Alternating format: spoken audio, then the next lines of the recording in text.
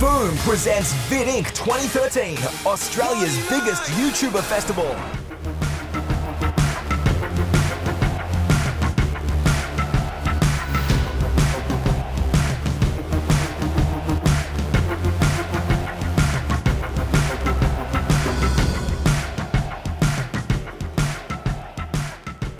Hi, we've all heard about bad conventions, to name a few, DashCon, TanaCon, but we've all heard of the good ones too, such as VidCon, especially the American version. There's also a UK version and an Australian version, but have you heard of VidInc?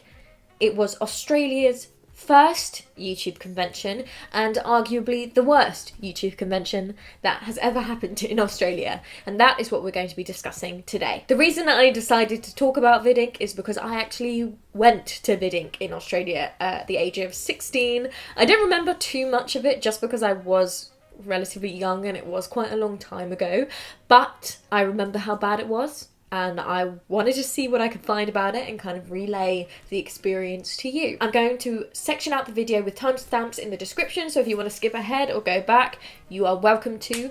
I would also ask that if you enjoy this video and this kind of content, then please subscribe and hit the like button, because then I'll know to keep making more of it, rather than my old makeup videos. So what was VidInc? One brilliant lineup of YouTube sensations. Live performances all day. Meet and greets with your favourite artists.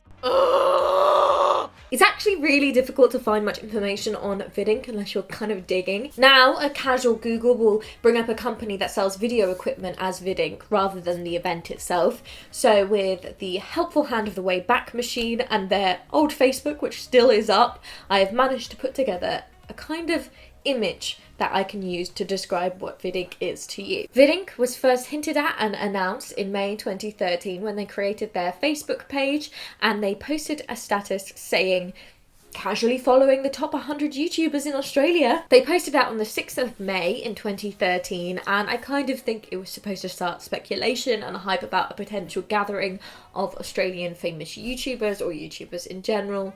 It didn't get that much attention, to be honest, but it was relatively exciting. Australia as a community had not had much of a kind of YouTuber scene overall, or like a big convention yet. VidCon was not in Australia yet, so it was exciting. Then VidInc spent the next couple of weeks, months, posting videos from YouTubers. So every time a video was uploaded by a YouTuber that was potentially coming to VidInc, they'd also put it on their Facebook page. Honestly, the Facebook page and their posts didn't get much traction up until they posted their trailer for VidInc. I was about to say VidCon. VidInc. It was announced that Australia's biggest YouTube festival was being held at the Sydney Convention Centre in August 2013. It was advertised that it was one day of workshops, if you wanted to go to these workshops with professional managers, media executives, stuff like that. And then day two was the actual kind of convention where you'd have the stage and the main event, like meet and greet, stuff like that. I managed to get on their old website, which is now non-existent, by using the Wayback Machine. Some of the things don't work or show up on there anymore, but this is the best I could find. They said on their website it was the first YouTube festival in Australia with live performances from your favourite YouTubers, and they said they plan to have 2 stages, meet and greets, and stunning models. Pricing wise, it was relatively expensive. I found the pricing here from their ticketing website. The VidInc main event general access ticket, which was access to day 2, so the actual convention rather than the workshops, was $40 Australian dollars. There was a VIP pass also available for day 2, so not including the workshops, and for that you'd get earlier access, so you wouldn't have to queue in to get in. You would get VIP seating at the front of the stage when the YouTubers were speaking. You'd get a show bag and you get 1 free meet and greet with the YouTuber. And that cost $75. There was also the ultimate 2-day pass, which basically gave you access to the workshops on day 1, the workshops on day 2, and also then the main convention plus 1 meet and greet and all the VIP perks. That was expensive. Considering you only got 1 meet and greet, that cost $500 Australian dollars. So for context, that's £279. Or 358 American dollars. So a really expensive pass. I guess it depends how much you value the workshops themselves. The Ultimate VidInc Pass for students, so basically the same as the previous ticket with all the workshops and everything, was 400 Australian dollars, so a little bit cheaper. You also then had to buy meet and greets. So if you wanted to go to a meet and greet with a YouTuber who was attending the event, you'd pay for a ticket to go see that YouTuber and get a signature and a photo, basically. Each YouTuber had a different price. Obviously, if you had the VIP ticket, you got one free one. Some of the YouTubers were $35, some of them were $30 to $25, some were $20 to $15, and then the cheapest were all $10. They actually managed to get some really, really interesting guests and international guests, not just Australian YouTubers.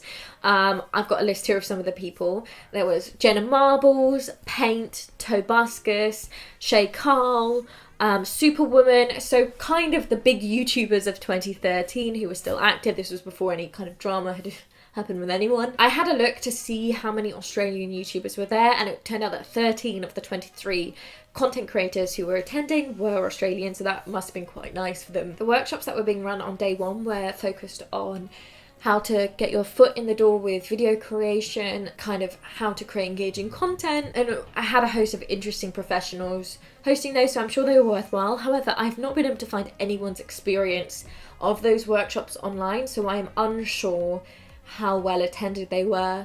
But because no news is kind of good news, I'm going to assume they were really helpful workshops rather than rubbish. For example, one of the professionals that was hosting a day one workshop was Amy Finity, and she was the Senior Vice President of Talent at Maker Studios. She was essentially the manager for some of the bigger YouTubers at the time, so she was Shay Carl's manager, for example. Day 2 workshops were just called the VidInc Pro workshops, and I'm pretty sure they were networking events for the guests, but I'm not really sure. There's not much documentation on it, and also when I try and find information on it from their website, the Wayback Machine has no content on it, so it's lost. Apparently they sold so many VIP tickets they had to release more, and they reportedly made the venue larger to accommodate for that many people. Whether or not that's true is questionable, considering their Facebook post announcing this only got 13 likes. So that's kind of the backstory of the event. So what was the event actually like? Hey guys, we're here at the front of VidInc 2013. As you can see, there's quite a line worth of people. It's 10:40 a.m. and the show opened at 10, so it's going to be a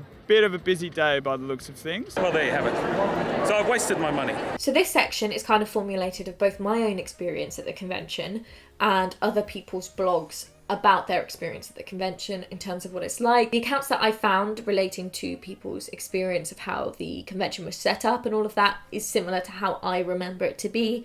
So that's how I've gone with it. There may be some differences in how it actually was. So if you were there, feel free to let me know in the comments and correct me on anything I get wrong. So VidCon was hosted in the Sydney Convention Centre, and they had 2 rooms basically for the convention. They had one room which was essentially a big grey hall. It was massive.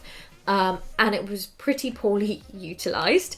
It had a registration section at the beginning of it, so you go in and collect your meet and greet tickets if you hadn't already. There was a help desk, and then there was also a corner sectioned off for meet and greets. Hall 2 was where the main convention was set.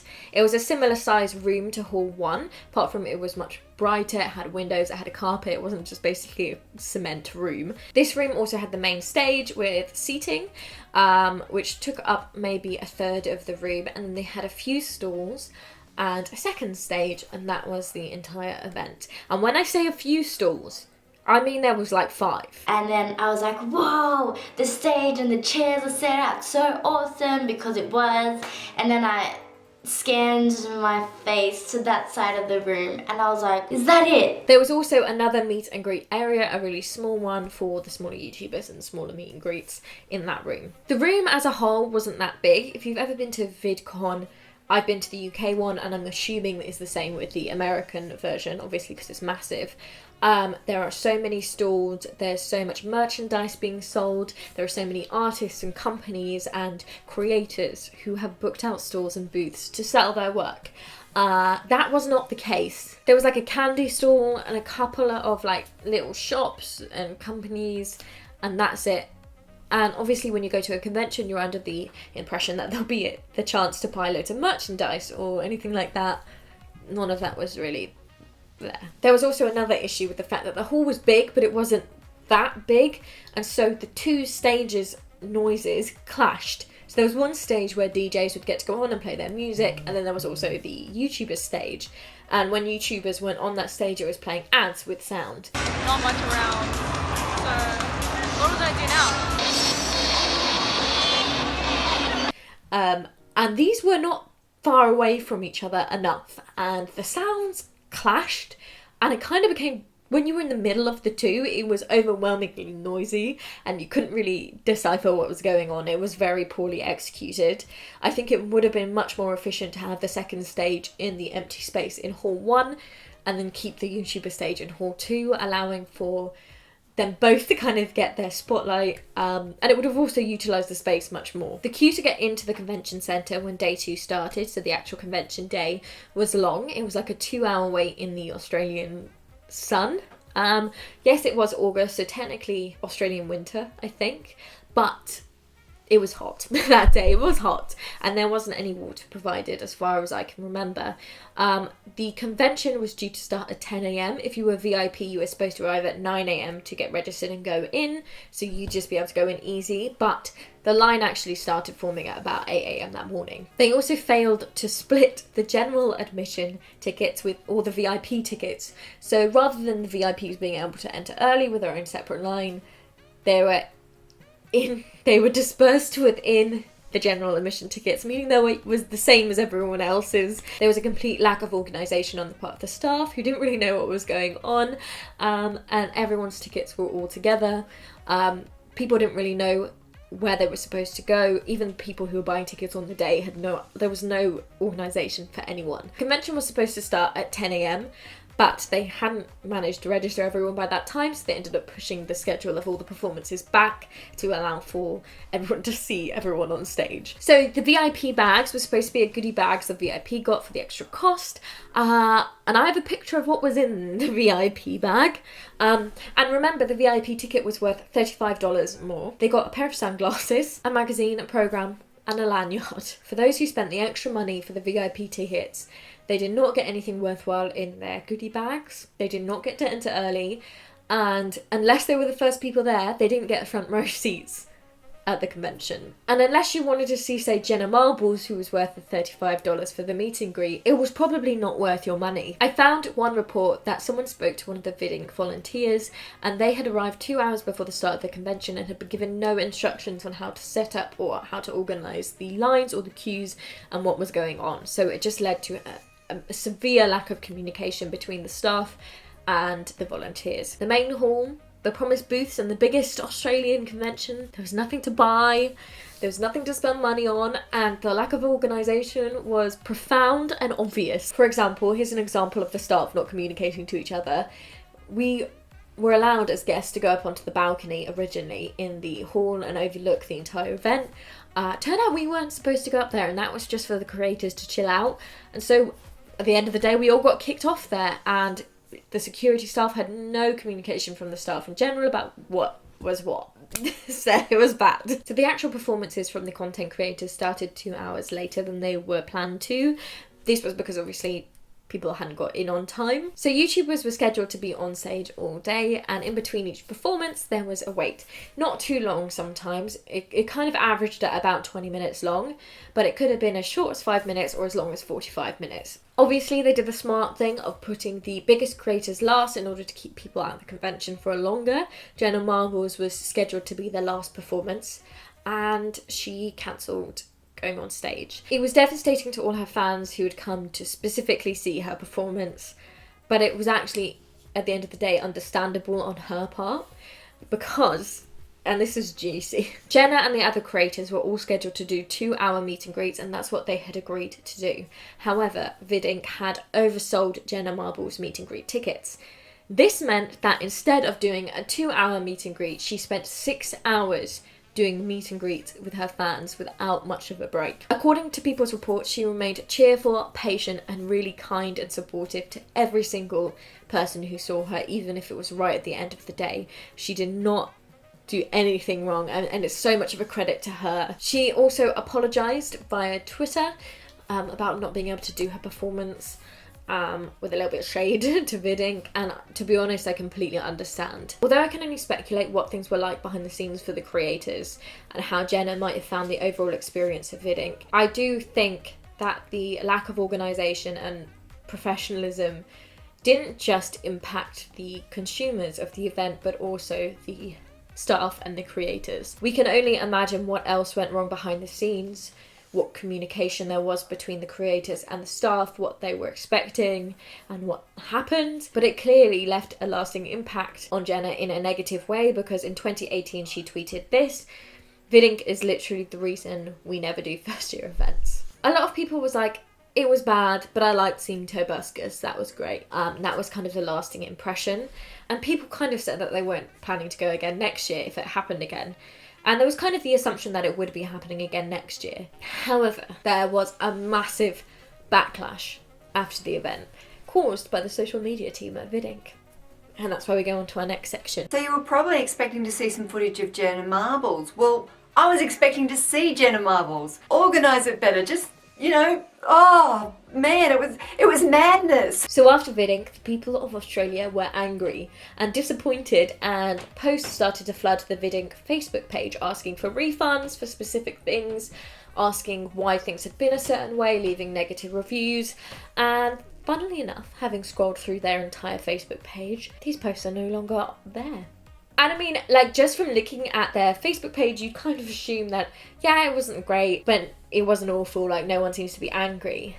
And that's when you stumble across the VidInc We're Not Happy complaints group. So it turned out that VidInc was deleting posts and comments that were negative about the event. And so these people rallied together and decided to create a Facebook page where they could post their complaints publicly without them being altered or deleted. And that's the only reason I know that people were angry. And it's also super shady that they had deleted all these negative comments. From looking at their Facebook page, they have scrubbed it clean of any severe negativity or negative reviews. And comparing it to the complaints page, it's quite clear to see that people were not happy. The main statement of the VidInc complaints group said that they were not a hate group, and they wanted to just gather other people's experiences so it could be publicly revealed how bad the event was, basically to warn future consumers and also to allow VidInc the opportunity to improve on those issues. The admin also posted that they had been contacted by VidInc about the group, and presumably they wanted her to take it down because the admin reported, "I will not be intimidated by them." The complaints weren't slowing down either. I think it would have died down, but there was another issue. The professional photographers they'd hired to take photos of the meet and greets had not uploaded the photos from the meet and greets within a suitable amount of time after the event. And when they were uploaded, there were hundreds of photos missing. So people had paid to meet these YouTubers and have a photo taken, and they were not getting their product. I'm going to read you some of the people's reports now and tell you what their experience was, fresher to the time compared to my experience, which was 7 years ago. "We ended up waiting over 4 hours to meet Jenna. There was a lack of stalls, the whole room that featured absolutely nothing was stupid and pointless. I took my daughter for her 13th birthday and we flew from Adelaide. The meet and greets were the most appalling part of the whole thing. The employees were rude and rushed us and not gave us the chance to get an autograph as they promised. I wasn't allowed to take photos with my camera, and now the photos they took of my daughter are nowhere to be seen." So a touch on this one. VidInc advertised the meet and greets as a signing and photo opportunity. They did not specify that you could not take your own photos on your mobile, and they did say that you could get an autograph from the celebrities. This post was subsequently deleted after the event, though someone did have a screenshot, so I do have it. They clearly deleted this to try and save their backs, but basically they didn't allow people to get autographs from the people they were meeting, nor did they allow them to take photos on their own phones. "We were treated like cattle. We were first told we can't do autographs. I just wanted a selfie. They then told us no photos were allowed to be taken on our phone to speed up time. I paid $25 for 5 seconds. The next one. "I had to rush off to the meet and greet. I figured I wouldn't be too long. 3 hours in, I was still in line with very little hope. I was beginning to feel very ill. When I got to the point of nearly passing out, I began to cry. They took me out the line and gave me food and water, but unfortunately now I had to wait until the very end to meet Jenna, and I had 3 more meet and greets to get to. They refused to refund me the $45 I spent on meet and greets I never got to do." I also found this email thread that had been posted in here from a guy named David, who emailed VidInc asking for a refund. I'm not going to read it all, but just in short. In short, he spoke about the unethical advertisement, false advertisement, the lack of return on the promises that they'd promised is what I'm trying to say. David had bought tickets for 2 celebrities, Melanie and Lisa, who later announced that they weren't going to the event, and he asked for a refund, so a pretty standard complaint. They responded, "We will do everything in our power to improve the experience for next year, that is assured." And they basically talked about why these 2 celebrities couldn't go, and they said that they had made a post on Facebook announcing that they weren't coming and that they'd offered people refunds or exchanges on those meet and greets. I can't find this post anymore, it's no longer up on their Facebook page, so yeah. And they basically did not address David and his refund. By the sounds of it, they were saying, "It's too little too late, mate, you should have done it earlier." I also read in the comments on this post of David's email thread that it was a pretty standard response and they were not offering refunds to people asking for it. So what happened next? Did VidInc 2014 happen? What happened next with the company? Well, let's talk about it. The only public statement about VidInc's failure that I could find from them was when they posted on their Facebook page basically saying, "Sorry, it wasn't what you wanted it to be. We'll do better next time." So obviously a lot of the feedback they got was negative, but most of it was also constructive. There wasn't much hate going towards VidInc. I think the people of Australia who were involved in the YouTube community or fans of YouTubers really wanted an event in Australia, and they wanted this particular event to be better next time so they could experience exactly what people were in America in terms of VidCon. So was there a next time? No. Anyway, their Facebook page sat dormant until about November 2014, when it was suddenly rebranded to Dime. I say rebranded, but sorry, I don't mean rebranded, because the Facebook name was still VidInc, but the rest of the page was transformed into Dime. So the cover photo, the profile photo, the website they linked to was completely new, a new website called Dime. So what the heck was Dime? And according to their new Facebook banner, it was an Australian, New Zealand, Singapore tour for FouseyTube. To give you guys a little background about who I am and who influenced me to become this person that I am today, I'm going to tell you guys a little about me. You can call me Fousey, you can call me Yusuf. On the 4th of November, they officially posted an announcement saying that FouseyTube was doing a tour through Australia, New Zealand and Singapore hosted by them. And tickets were put on sale the next week. I unfortunately cannot find the ticket pricing. The Dime website is on the Wayback Machine. I can only get this page though. I cannot get onto the ticket page. There's literally no other things that I can click on this website. So here we are. Fousey himself also confirmed this was a legit tour he was planning to do. One thing I really don't understand is why they kept the name VidInc and didn't change the whole of the page to Dime, because leaving it as VidInc left the taint that the failure of VidInc had left behind. They continued to just post Fousey's content for months.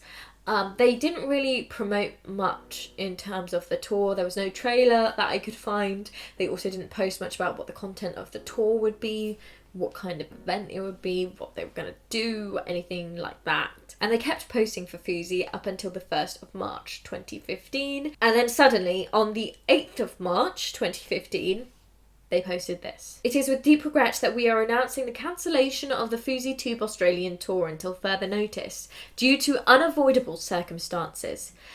And then they didn't respond to any comments about it on Facebook. They did on Twitter, but nothing really. They kind of hinted that they were wanting to do it as soon as possible. They didn't elaborate on what these unavoidable circumstances were. They said they were refunding everyone, so I hope they did that. I'm assuming they did.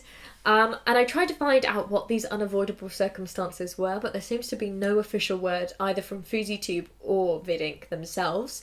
One of the comments on the post of the cancellation said that they left FouseyTube with no answer. This implies to me that FouseyTube must have said something somewhere about it, maybe in a video, maybe in a tweet, but it's something that I can no longer find. Or, I mean, I guess I'm not willing to troll through FouseyTube's Twitter for hours, so that's just, yeah. VidInc faded into obscurity. They abandoned their social media, their Instagram, their Twitter, closed down both of their websites, Dime and VidInc, and just kind of stopped existing, leaving their Facebook page up though for the world to see. So that's the end of today's video. I had a lot of fun talking about this and revisiting the memories that I have of VidInc myself. Thank you for sticking around if you did to the end about this obscure topic. If you enjoyed this video, I'd recommend checking out my Habbo Hotel video, which is my previous one. And if you're interested in these essay style videos, then please do subscribe. I'm intending to do these instead of makeup content from now on, though I'm not sure if I'll leave my makeup stuff up. Whatever. And if you have any topics you want me to talk about, please leave them in the comments below. I also have a Patreon if anyone wants that. See you later. I'm the bad guy, make your mama sad guy, make your girlfriend mad tight, make your my seducer dad type. Yeah, I'm the bad guy, duh.